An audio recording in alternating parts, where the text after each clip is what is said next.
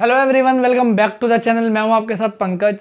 बच्चों, आज फिर अपना कंटिन्यू कर रहे हैं जो हमने क्लास 11th का माइक्रो चैप्टर स्टार्ट किया हुआ था। बहुत इंटरेस्टिंग और इजी था हमारा चैप्टर था। इसमें हमने 2-3 चीज़ें सीखी थी कि कॉस्ट क्या होती है, कैसे टाइप की कॉस्ट होती है, फिक्स्ड कॉस्ट, वेरिएबल कॉस्ट और टोटल कॉस्ट। ये थोड़ा सा सीख लिया था। टोटल कॉस्ट जस्ट हमने स्टार्ट किया था, तो आज वहीं से कंटिन्यू करेंगे कि टोटल कॉस्ट क्या होती है, क्या क्या उसके बारे में सीखना है, और टोटल कॉस्ट, फिक्स्ड कॉस्ट और वेरिएबल कॉस्ट के बीच में क्या रिलेशन है। ग्राफिकली भी सीखना है, टेबल भी बनाना है, शेड्यूल भी बनाना है, और कुछ इंपॉर्टेंट पॉइंट्स हैं जो उनसे रिलेटेड है, जो आगे आपको न्यूमेरिकल में काम आने वाले हैं। तो चलो फिर करते हैं स्टार्ट। तो बच्चों, अब क्या है हमारी टोटल कॉस्ट की डेफिनेशन? सिंपल सी डेफिनेशन है कि total cost is the sum total of TFC and TVC at a various level of output. मतलब ये हमने पहले भी सीखा था कि टोटल फिक्स कॉस्ट और टोटल वेरिएबल कॉस्ट को जब हम जोड़ देते हैं, प्लस कर देते हैं, तब निकल के आती है हमारी टोटल कॉस्ट। कैसे? देखो, ये हमें आउटपुट दे रखे हैं 1 2 3 4, टीएफसी दे रखा है, टीवीसी दे रखा है और टीसी दे रखा है। अब हमने ये सीखा था कि टीएफसी सारे लेवल ऑफ आउटपुट पे क्या रहती है? कांस्टेंट रहती है, उसमें कोई भी चेंज नहीं आता, और जीरो आउटपुट पे भी टीएफसी कॉस्ट होती है। टीवीसी कभी भी जीरो आउटपुट पे नहीं होती, क्योंकि लेबर वगैरह की वो कॉस्ट होती थी, और ये कॉन्टिन्यूसली इंक्रीज होती रहती है जैसे जैसे आउटपुट इंक्रीज होता है।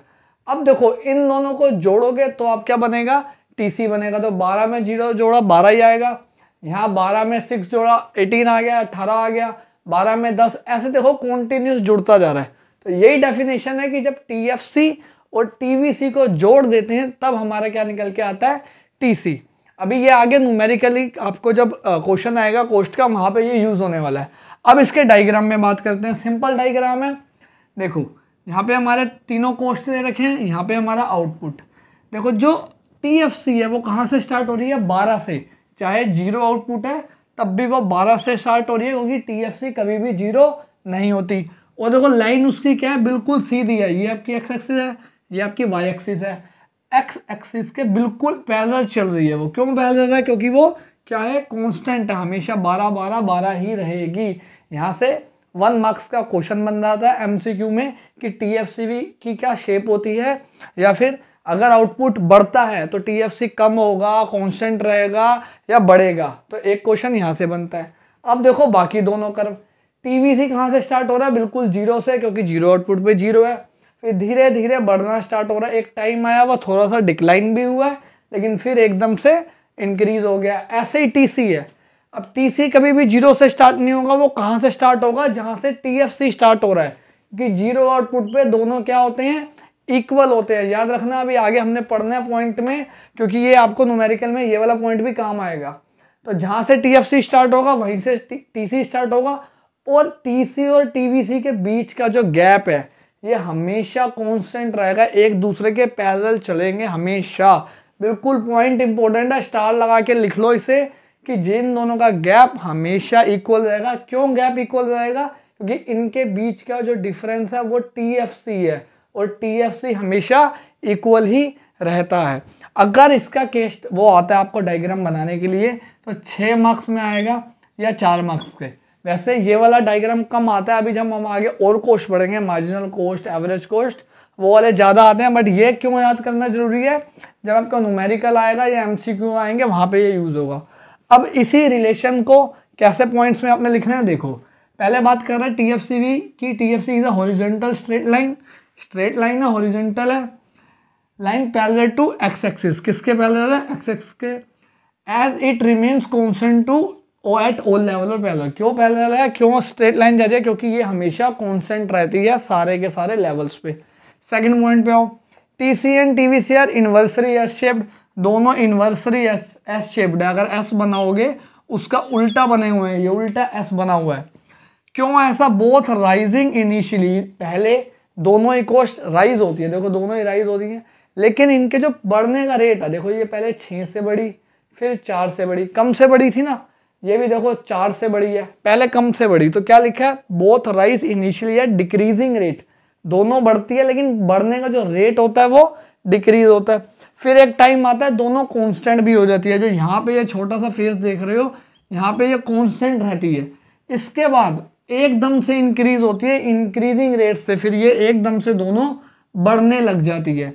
थर्ड पॉइंट में आओ, TC and TFC are same at zero level. ये अभी हमने सीखा कि जीरो लेवल पे टीसी और टीएफसी हमेशा क्या रहते हैं, सेम। न्यूमेरिकल के लिए सबसे इंपॉर्टेंट पॉइंट अगर मेरे को सिलेक्ट करना हो तो ये वाला है, क्योंकि क्वेश्चन में टीएफसी दे देते हैं और सारा क्वेश्चन उसी पे डिपेंड करता है।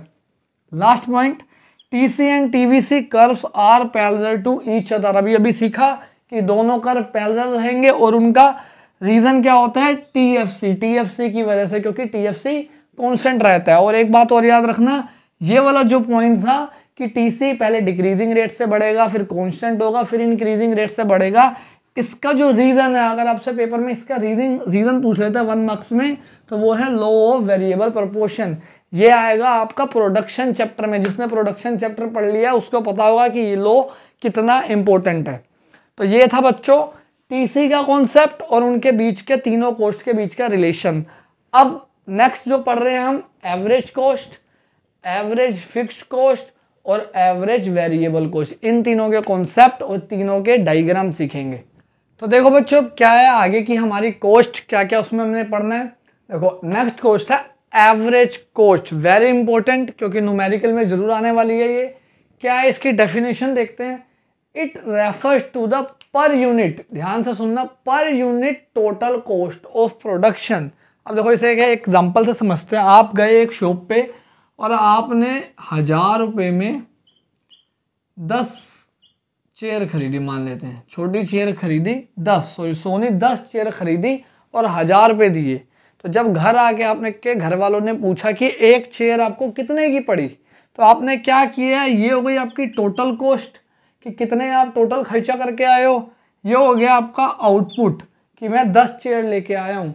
तो एसी कैसे निकाला आपने कि पर यूनिट की कॉस्ट कैसे निकलेगी, 1000 रुपये को आप 10 से डिवाइड कर दोगे तो आ जाएगा कि एक जो चेयर आई है वो कितने रुपए की आई है, 100 रुपये की। उसी को बोलते हैं एवरेज कॉस्ट। कि अगर मैंने जितना भी प्रोडक्शन किया है उसमें से अगर मुझे 1 यूनिट का प्रोडक्शन का एक्सपेंस निकालना है कि 1 यूनिट बनाने में मेरा कितना खर्चा आता है, तो उसको क्या बोलते हैं, एवरेज कॉस्ट। जो यहाँ अप्लाई किया उसी से फॉर्मूला बना कि टीसी को डिवाइड कर दो क्वांटिटी से, तो क्या आ जाती है, एवरेज कॉस्ट। अब इसके कर्व की तरफ आओ। ये इसका कर्व है, यू शेप्ड कर्व होता है, ये याद रखना है। यहाँ से एमसीक्यू बन सकता है, क्योंकि पहले ये इनिशियली गिरता रहता है, डिक्रीज होती रहती है कॉस्ट। एक टाइम आएगा यहाँ पे ये कांस्टेंट हो जाती है, फिर कॉन्टिन्यूसली दोबारा क्या होती है, इंक्रीज होना स्टार्ट होती है। इसका भी रीज़न वही होगा, लॉ ऑफ वेरिएबल प्रोपोर्शन। अब देखो ये निकलेगा कैसे, अगर मेरे को एसी को कैलकुलेट करना है, जैसे यहाँ पे एक एग्जांपल दिया वैसे यहाँ पे प्रॉपर सीखो। आउटपुट गिवन है, टीसी गिवन है, टोटल कॉस्ट गिवन है। अब ये अलग अलग आउटपुट और हम निकाल रहे हैं एसी निकालना है। तो फर्स्ट वाले में तो हमेशा ब्लैंक रहेगा क्योंकि 0 है यहाँ पे आउटपुट में। सेकंड में देखो 80 को 1 से डिवाइड करोगे क्या आएगा, 80। 100 को 2 से करोगे 50 आ गया। ऐसे ही 111 को 3 से करोगे 37, 116 को 4 से करोगे 29। तो ऐसे आपको कैलकुलेट करना है, फॉर्मूले सारे याद होने चाहिए वरना न्यूमेरिकल में दिक्कत होगी। अब आओ नेक्स्ट कॉस्ट में। नेक्स्ट कॉस्ट है हमारी कौन सी, एवरेज फिक्स्ड कॉस्ट। अब ये क्या है, यहाँ पे तो हमने टोटल कॉस्ट की कितनी पर यूनिट बनाने में खर्चा आ रहा है वो निकाला।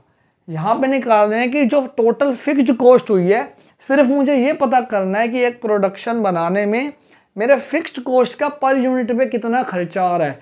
अगर मैं कहीं पे रेंट दे रहा हूँ, 50,000 रेंट दे रहा हूँ और 500 यूनिट बना पा रहा हूँ, तो मतलब 0 से 0 कट गई आपकी, तो 100 रुपये का पर यूनिट के ऊपर मेरा एक्सपेंस आ रहा है। तो वो होता है आपका average fixed cost. It refers to the per unit fixed cost of production की, जितना भी मैं फिक्स्ड कॉस्ट पे खर्चा कर रहा हूँ उसका पर यूनिट पे मुझे कितना पड़ रहा है। इसका भी फॉर्मूला सिंपल है, टीएफसी को डिवाइड कर दो आउटपुट से, आपका निकल के आ जाएगा। देखो कैसे, टीएफसी तो कांस्टेंट ही रहता है, तो पहले में ये भी ब्लैंक, दूसरे में देखो 1 को 60 से डिवाइड करोगे 60, 60 को 2 से करोगे 30, 60 को 3 से करोगे 20, ऐसे ही 60 को 4 से करोगे 15, ऐसे ही सो ऑन चलता रहेगा ये। अब इसके कर्व पे आओ। इसका कर्व बहुत इंपॉर्टेंट है, अलग से भी इसका क्वेश्चन आ सकता है। पहले ये डाउनवर्ड स्लोपिंग होता है, जैसे जैसे आउटपुट इंक्रीज होगा ये डाउनवर्ड जाता रहेगा। क्यों जाता रहेगा? देखो ये तो कांस्टेंट है, लेकिन आउटपुट की तो वैल्यू बढ़ती जा रही है ना, ये नंबर बढ़ता जा रहा है। अब कांस्टेंट चीज को नंबर बड़े नंबर से डिवाइड करते जाओगे तो वो स्मॉल होता जाएगा। ये पॉइंट्स में भी आता है, बहुत बार पेपर में बच्चे कंफ्यूज हो जाते हैं, तो पॉइंट में भी आ सकता है, याद रखना। सेकंड, ये रेक्टेंगुलर हाइपरबोला होता है, इसकी जो शेप है कर्व की वो क्या होती है? Rectangular hyperbola. अब ये क्या होता है? नई चीज आई है। ऐसी चीज आपने 10th वगैरह में भी शायद ये मैथ्स में पढ़ा होगा।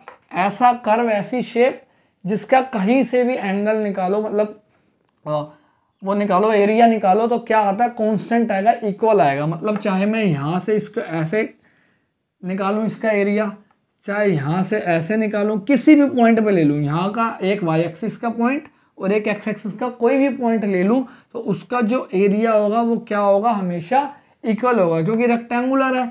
ये इसकी लेंथ, ब्रेथ और लेंथ सेम बन रही है। देखो यहाँ ये इक्वल है, ये इक्वल है, यहाँ पे ये दोनों इक्वल आ रही हैं। ऐसे ही अगर ये पॉइंट लोगे तो सेम आएगा। तो रेक्टेंगुलर हाइपरबोला होता है ये, इसके किसी भी पॉइंट्स का कोई भी पॉइंट ले लो इसमें, उसका एरिया हमेशा सेम रहेगा। नेक्स्ट देखो, ये कभी भी ना ही एक्स एक्सिस को टच करता है, ना ही वाई एक्सिस को टच करता है, ना ही एक्स एक्सिस को टच करेगा। क्यों टच नहीं करेगा? क्योंकि TFC कभी भी जीरो नहीं हो सकती, तो इसका भी आंसर कभी भी जीरो नहीं आएगा। पॉइंट में गिरता रहेगा लेकिन जीरो कभी नहीं आएगा। और सेम वाई एक्सिस को भी टच कभी नहीं करेगा। अगर कोई चीज़ वाई एक्सिस को टच कर रही है तो इसका मतलब वो जीरो हो गई है, क्योंकि जीरो आउटपुट पे है। लेकिन ये कभी जीरो होता ही नहीं है, इसलिए ना ही एक्सिस को टच करता, ना ही वाई एक्सिस को। तो ये बहुत इंपॉर्टेंट पॉइंट्स है MCQ के लिए आपके। अब लास्ट, एवरेज वेरिएबल कॉस्ट, आज का last topic. It refers to the per unit of variable cost. अब मैं वेरिएबल कॉस्ट निकाल रहा हूँ कि मेरी एक यूनिट में कितनी बन रही है। अगर एक मजदूर आया, लेबर आया, उसको मैंने वेजिस दी 1000 रुपये, और वो मेरी 10 चेयर बना के गया, ठीक है, कितनी चेयर बना के गया? कोई भी प्रोडक्ट बना गया 10, तो मैं देखूंगा ना कि मेरे एक प्रोडक्ट पे उसका कितना खर्चा आया। तो मेरे को पता लग गया। कैसे निकाला मैंने? टोटल वेरिएबल कॉस्ट को आउटपुट से डिवाइड कर दिया, 100 आ गया कि एक बनाने में उसने मेरे से कितने रुपए चार्ज करे? 100 रुपये। तो वही इसका फॉर्मूला है, ABC = TVC/Q। अब देखो इसको भी TVC गिवन है, आउटपुट गिवन है, तो डिवाइड करते हो। 1 को 20 से डिवाइड करोगे 20 आएगा, 40 को 2 से करोगे 20, 51 को 3 से करोगे 17, 56 को 4 से डिवाइड करोगे 14। ऐसे ये गिरता जाएगा। अब इसके कर्व पे भी आओ। इसका कर्व भी क्या होता है? यू शेप्ड होता है, जैसे AC का था। और इसका रीज़न भी क्या है? लो वेरिएबल प्रपोर्शन की वजह से ही ये यू शेप्ड होता है। ऐसे याद रखना, यहाँ पे एक जगह पे कांस्टेंट भी होगा। आप इतना ही बना के आओगे, आपको मार्क्स मिल जाएंगे पूरे। तो ये था बच्चों आज का हमारा टॉपिक। बहुत इंपॉर्टेंट टॉपिक है, क्योंकि इनके ये वाली जो कॉस्ट है, न्यूमेरिकली में आपको इस चैप्टर से देखो, या तो न्यूमेरिकल आने वाला है या रिलेशन आने वाला है।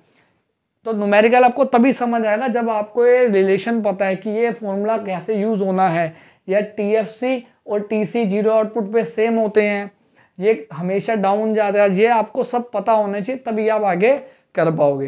तो नेक्स्ट क्लास में मिलते हैं बच्चों। आज रिवाइज अच्छे से करो इसे। नेक्स्ट जिसकी लास्ट कॉस्ट बची है, मार्जिनल कॉस्ट, नेक्स्ट वीडियो में वो सीखेंगे। और जितने भी रिलेशन है इनके बीच में, जैसे एक हमने सीख लिया TC, TFC और TVC के बीच में, ऐसे अभी मार्जिनल कॉस्ट एवरेज कॉस्ट के बीच में आएगा, marginal cost average variable cost के बीच में आएगा। वो सारा भी नेक्स्ट वीडियो में कवर करने की ट्राई करेंगे। तो मिलते हैं बच्चों नेक्स्ट वीडियो में। Thank you everyone.